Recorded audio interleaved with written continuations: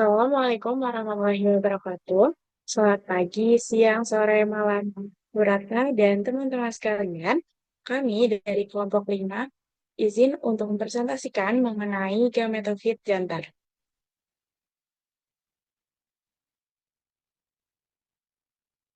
Untuk anggota kelompok 5 sendiri ada Aisan Haliza, Regina Shipanuria, dan saya sendiri Yuliana.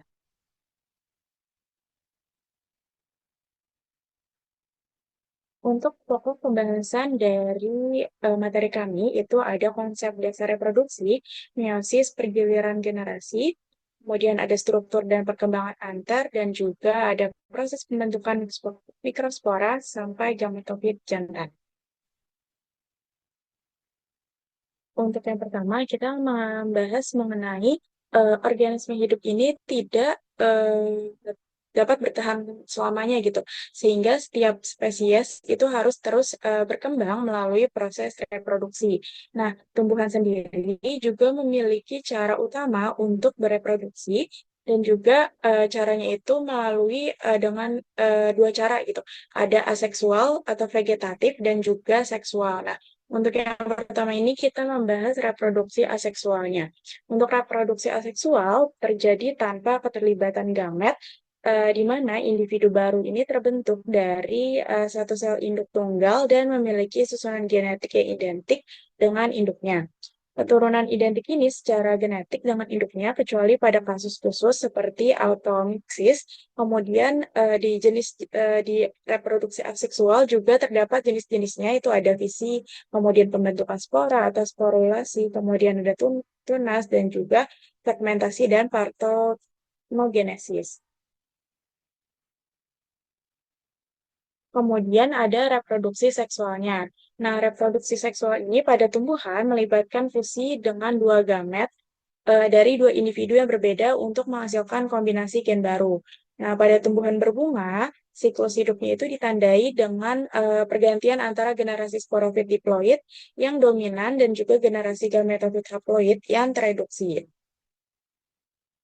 Nah, proses reproduksi seksual itu melibatkan dua tahapan penting, yaitu ada meiosis dan juga fertilisasi. Di mana meiosis ini merupakan pembelahan reduksi yang menghasilkan empat sel haploid dari satu sel diploid, sedangkan fertilisasi itu menyatukan dua gamet haploid yang membentuk zigot diploid. Melalui mekanisme tersebut gitu, nah tumbuhan itu dapat memperoleh variasi genetik yang menjadi dasar evolusi dan juga adaptasi terhadap lingkungannya.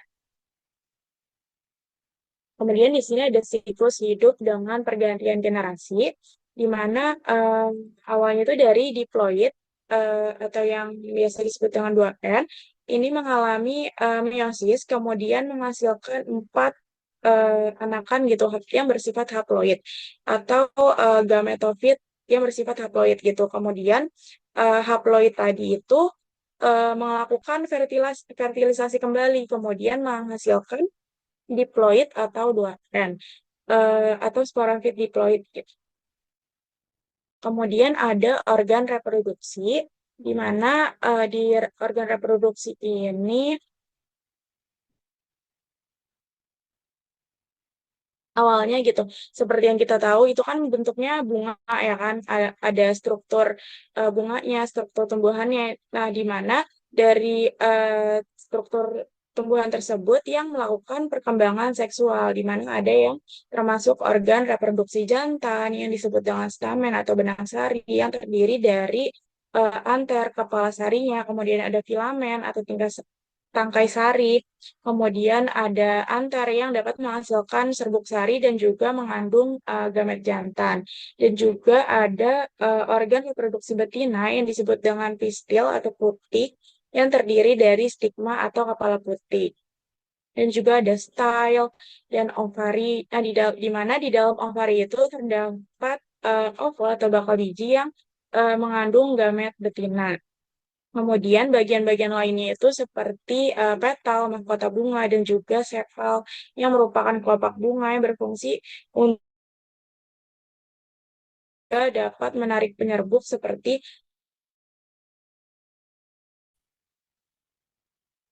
kemudian di sini ada siklus hidup angiospermae.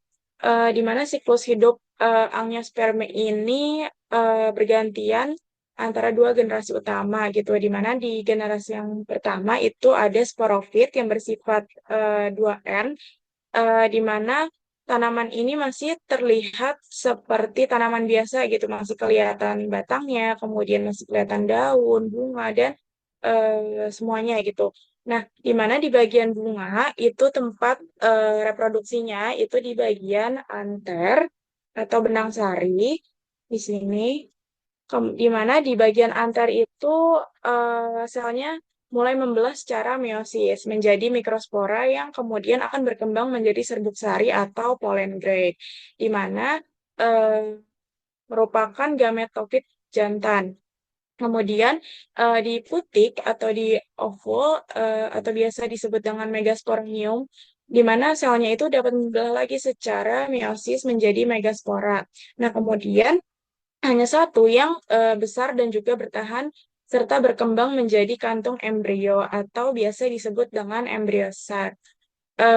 Dan eh, untuk untuk gametofit jantan gitu. Kemudian metode yang kedua itu ada fertilisasi, di mana ketika serbuk sari di kepala putik dan juga membentuk tabung serbuk sari atau pollen tube akan membawa sel jantan dan juga kantung embrio untuk terjadinya pembuahan. Di mana pembuahan ini yang nantinya akan menghasilkan embrio dan juga endosperma.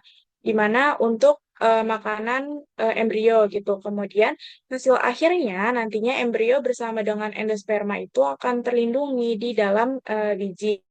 Nah, bijinya itu ketika jatuh dan tumbuh akan menghasilkan kembali tanaman sporofit yang baru.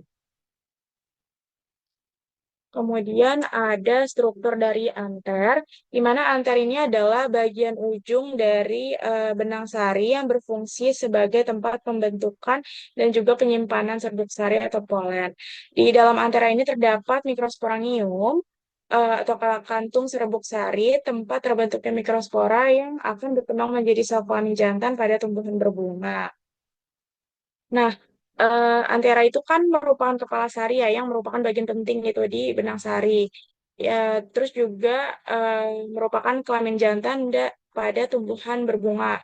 Nah, secara keseluruhan gitu, benang sari itu kan terdiri dari dua bagian utama, ada antera dan juga filamen. Di mana antera itu yang berbentuk kantung di puncak benang sari, kemudian filamennya itu tangkai ramping yang merupakan eh, penopang antara agar posisinya itu cukup tinggi dan juga efektif untuk penyebaran serbuk sari. Nah, di dalam antara itu terdapat ruang ataupun kantung yang disebut dengan mikrosporangium atau kantong serbuk sari. Nah, di sini tuh terlihat jelas ada kantongnya gitu. Em, di mana di dalam mikrosporangium ini terjadi proses penting dalam pembentukan mikrospora yang kemudian akan berkembang menjadi serbuk sari. Setelah serbuk sari matang, antera itu akan pecah, kemudian melepas serbuk sari dan siap untuk melakukan proses penyerbukan. Kemudian ada mikrosporangium, di mana mikrosporangium ini adalah struktur di dalam antera yang menghasilkan mikrospora dan juga akhirnya gametofit jantan. Nah, mikrosporangium ini atau kantong serbuk sari adalah kantong silinder yang tampak melingkar dan juga melingkar pada penampang melintang gitu.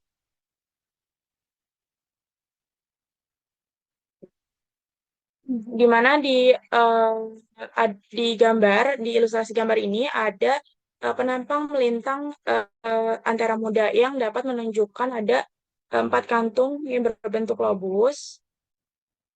Kemudian di setiap kantungnya itu disebut dengan mikrosporangium atau ruang serbuk sari. Nah, di mikrosporangium itu merupakan tempat di mana serbuk sari itu akan dibentuk. Nah, di mana di dalamnya itu ada epidermis yang merupakan lapisan terluar yang berfungsi melindungi antera. Kemudian ada mikrosporangium, yaitu empat ruang besar di mana proses pembentukan serbuk sari terjadi. Dan ada mikrosporosit, merupakan sel-sel yang berada di dalam mikrosporangium dan juga sel induk serbuk sari yang nantinya akan membelah secara meiosis untuk menghasilkan mikrospora dan juga cikal bakal serbuk sari. Kemudian ada tahap awal perkembangan dari antera, di mana tahap awalnya itu pada gambar yang A itu eh, masa homogen awal, di mana di masa homogen awal ini disebut dengan antera muda. Nah, di tahap awal itu antera itu masih terlihat masa sel meristematik yang homogen. Artinya, semua sel di dalamnya itu memiliki bentuk dan juga fungsi yang relatif sama dan juga masih aktif membelah. Dan pada masa ini juga, sel itu diselubungi oleh lapisan yang lapisan pelindung terluar yang jelas seperti epidermis. Kemudian untuk gambar yang B itu ada pembentukan sel dengan inisial arkesporium, di mana dari arkesporium ini eh, pada tahap selanjutnya gitu dia mulai membagi diri menjadi lobus, biasanya itu menjadi 4 lobus gitu. Dan eh, di setiap lobusnya itu ada sel di bawah epidermis atau sel hipodermal dan menjadi lebih besar dan juga menonjol, dan sel-sel ini yang disebut dengan arkesporium. Nah, dari arkesporium ini tuh sangat penting karena nantinya akan membelah menjadi 2 jenis sel, yaitu ada sel parietal primer, di mana sel-sel yang membentuk 2 sampai 5 lapisan dinding antera yang melindungi, kemudian ada sel sporogens primer, yaitu sel-sel yang akan menjadi sel induk serbuk sari di bagian dalam.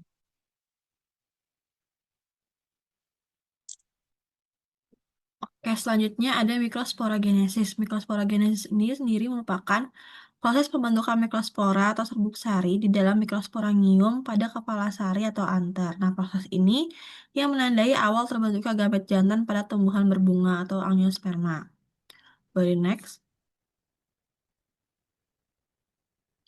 Nah, untuk tahapan mikrosporogenesis, proses ini dimulai pada saat mikrosporosit atau sel induk serbuk sari yang bersifat diploid kemudian mengalami pembelahan meiosis satu yang nantinya akan menghasilkan 2 sel haploid. Nah, kemudian sel haploid ini akan membelah lagi pada meiosis 2 hingga terbentuk 4 sel haploid yang disebut dengan mikrospora.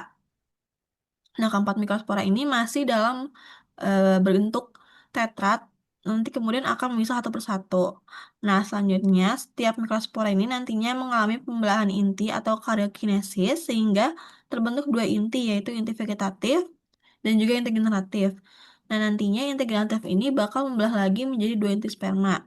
Jadi, untuk hasil akhir dari mikrosporogenesis ini tuh terdapat 1 inti vegetatif dan juga 2 inti sperma. Body next. Selanjutnya ada tipe-tipe tetrat dari mikrospora. Sesuai pada gambar, jadi tetrat ini terbagi menjadi 5 jenis. Yang pertama ada tetrahedral, yaitu 4 mikrospora tersusun seperti piramida, dan umumnya itu pada ada tanaman dikotil. Lalu yang kedua ada isobilateral, di mana keempat mikrospora ini tersusun sejajar di dalam satu bidang datar, dan pada umumnya ini pada tanaman monokotil. Lalu tetrat selanjutnya itu berbentuk T-shape, di mana 2 mikrospora ini tegak lurus berhadapan membentuk huruf T. Dia biasa terdapat pada tanaman Aristolochia dan juga Butomopsis. Selanjutnya itu bentuk linear, di mana mikrospora tersusun dalam satu deret lurus seperti pada beberapa Asclepiadaceae dan juga Halophila. Nah, terakhir itu ada bentuk decuset, di mana mikrospora ini tersusun menyilang seperti pola daun berhadapan, misalnya pada Magnolia dan Atriplex. Body next. Selanjutnya itu ada variasi hasil dari mikrosporogenesis. Yang pertama ada polen majemuk atau compound pollen grain, yaitu mikrospora tetap yang bergabung membentuk kelompok dan biasanya ditemukan pada Drosera, Annona, Elodea, dan juga Tiva. Lalu yang kedua ada polinium, yaitu seluruh mikrospora dalam satu ruang sari menyatu membentuk massa padat seperti pada kalotropis dan juga orsidase. Dan terakhir adalah polispori, yaitu kondisi abnormal di mana jumlah mikrospora lebih dari 4 dalam satu tetrat, contohnya pada Hivane dan juga Cuscuta reflexa. Di next.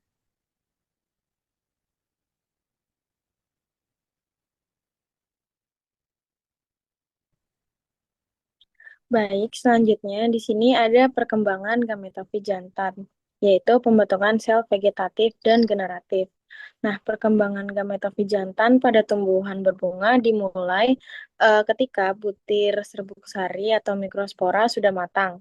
Nah, mikrosporanya ini kemudian akan membelah secara mitosis menjadi dua jenis sel, yaitu sel vegetatif dan sel generatif. Sel vegetatif berfungsi untuk membentuk tabung serbuk sari, sedangkan sel generatif akan membelah lagi menjadi dua sel sperma. Nah, kedua sel sperma ini bergerak melalui tabung serbuk sari menuju sel telur di dalam bakal biji. Nah, saat sampai nanti, salah satu sperma ini akan membuahi sel telur dan membentuk zigot. Sedangkan sperma lainnya membuahi inti eh, cadangan makanan atau inti kandung lembaga sekunder untuk membentuk endosperma. Nah, proses ini tuh disebut pembuahan ganda dan hanya terjadi pada tumbuhan berbunga atau angiosperma. Boleh di next. Nah, selanjutnya ini ada perkembangan gametofi jantan yaitu peran tapetum dan faktor lingkungan. Nah, di dalam kepala sari atau antera terdapat lapisan yang disebut tapetum. Nah, tapetum ini berfungsi memberi makanan, enzim, dan zat kimia yang dibutuhkan untuk perkembangan serbuk sari. Nah, tapetum juga membantu membentuk dinding luar serbuk sari atau eksin yang kuat dan mendukung proses pembentukan gamete jantan. Jika tapetum merusak atau tumbuhan mengalami kondisi lingkungan yang ekstrim, seperti panas berlebihan atau kekeringan, maka serbuk sari bisa kehilangan daya hidupnya. Nah, di Indonesia, para peneliti juga mempelajari bentuk dan ketahanan serbuk sari terhadap berbagai kondisi lingkungan. Boleh di next. Setelah serbuk sari menempel pada kepala putik atau stigma, sel vegetatif akan menumbuhkan tabung serbuk sari yang tumbuh menuju bakal biji atau ovula. Nah, pertumbuhan tabung ini diarahkan oleh sinyal kimia dari bagian betina tumbuhan agar tabung bisa mencapai sel telur dengan tepat. Nah, beberapa tumbuhan memiliki mekanisme khusus yang disebut self incompatibility, yaitu cara alami untuk mencegah pembuahan sendiri agar penyerbukan terjadi dengan bunga lain. Keberhasilan pertumbuhan tabung serbuk sari sangat penting karena menentukan apakah pembuahan ganda bisa terjadi dan biji dapat terbentuk dengan baik. Boleh di next. Berikut daftar pustaka yang kami gunakan. Sekian dari kelompok 5. Terima kasih. Wassalamualaikum warahmatullahi wabarakatuh.